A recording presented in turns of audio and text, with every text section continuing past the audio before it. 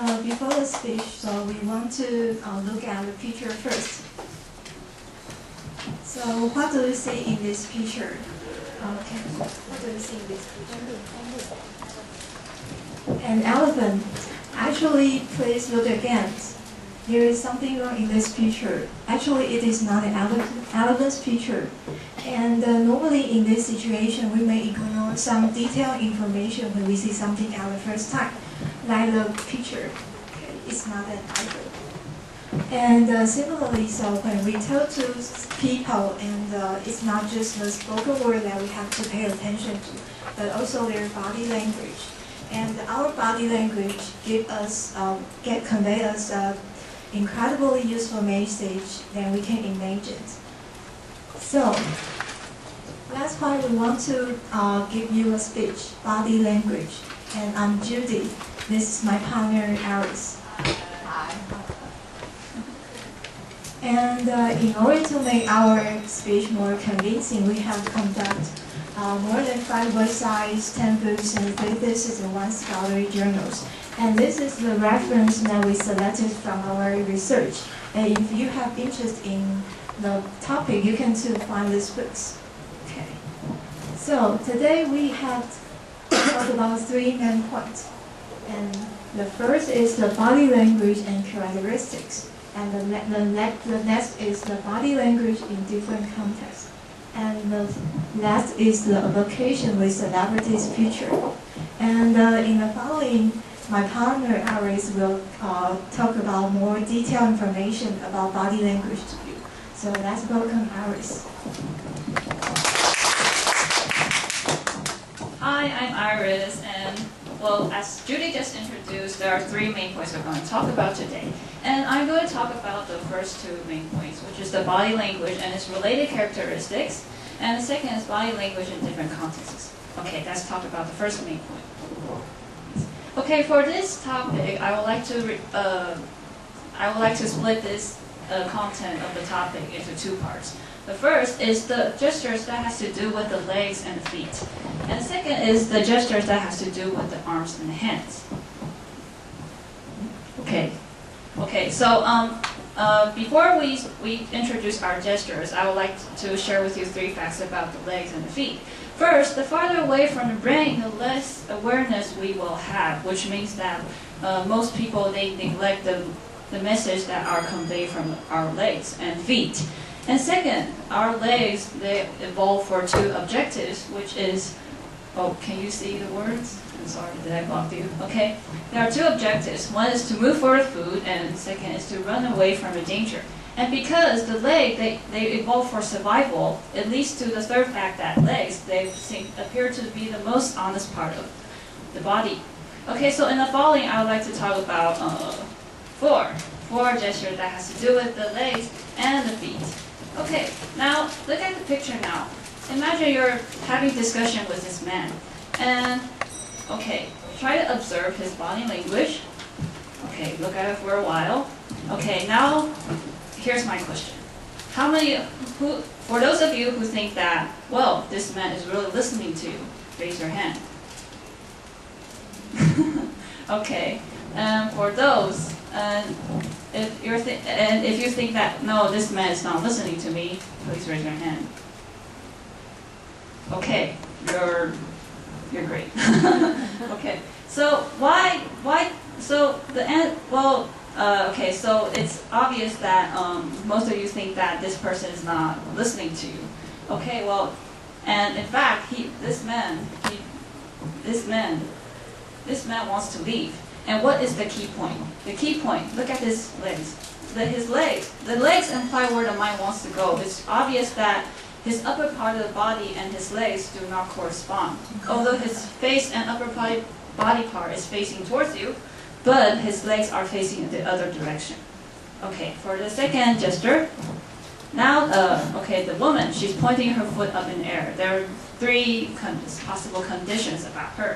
First, she might be happy. And second, she might be thinking of something. She has something in her mind. And, oh, sorry. Okay, and third, she might be informed of good news. Okay, and let's go on to the 3rd gesture. Okay, now imagine these two people are talking and during their talk they're crossing their legs. When you see this situation, it's possible that these two people know each other very well. So, because they know each other very well, they feel really relaxed when they talk to each other. Yes, so that's why they cross their legs. Okay, now for the fourth gesture. When you're talking to someone who is sitting, and when you talk about a certain topic, he or she starts to kick his leg. Suddenly, well, it's possible that he's unhappy. He is displeased. She's not happy about a topic. She does not want to talk with you about this topic. So next time you see someone starting to kick his leg suddenly, he's actually telling you that, okay, I don't want to talk about this. Okay. Now we have talked about the gestures that has to do with the legs and the feet. Let's talk about gestures that has to do with the arms and hands.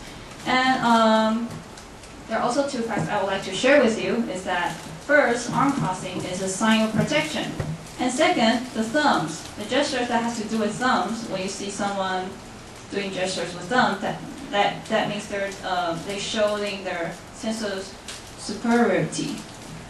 Okay, and in the following there are five gestures that I would like to share with you. For the first one, hugging yourself. When you see someone hugging themselves, they're actually trying to recall the comfortable feeling that when parents hug us when we are babies. So next time when you see someone doing this, he might be under a really stressful condition, and he's doing this just to relieve his stress, to make comfort. Yeah. Okay. For our second gesture, coupling a gest. It is also a gesture that is to relieve stress.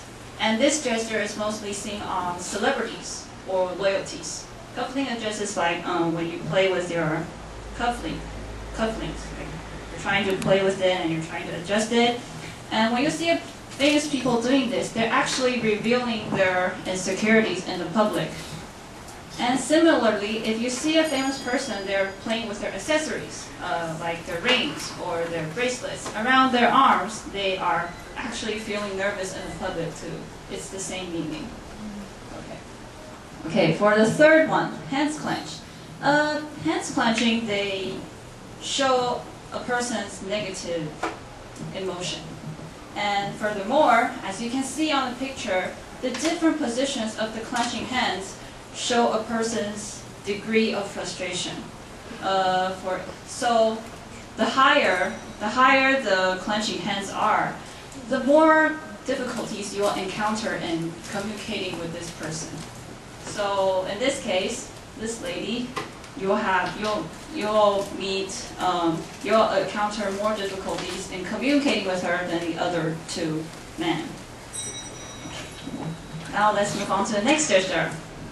Okay, protruding thumbs. Like I have just mentioned before, protruding thumbs, they denote a sense of superiority. So, as you see this lady on the slide, she is sticking her thumbs out of her pocket. This means that, okay, she's showing a sense of superiority. She feels good about herself. She thinks that she's better than anyone else. Okay, last one. The last gesture for the arms and hands, the steeple. The steeple is when your hands, they form a triangle, like this. Yeah, everybody can see Judy's gesture. When your hands form a triangle. Well, this shows a person's self-assured attitude, or in brief, he's showing a confidence about himself. Okay, now we have talked about gestures that has to do with our limbs. Let's talk about the second main point, body language in different contexts.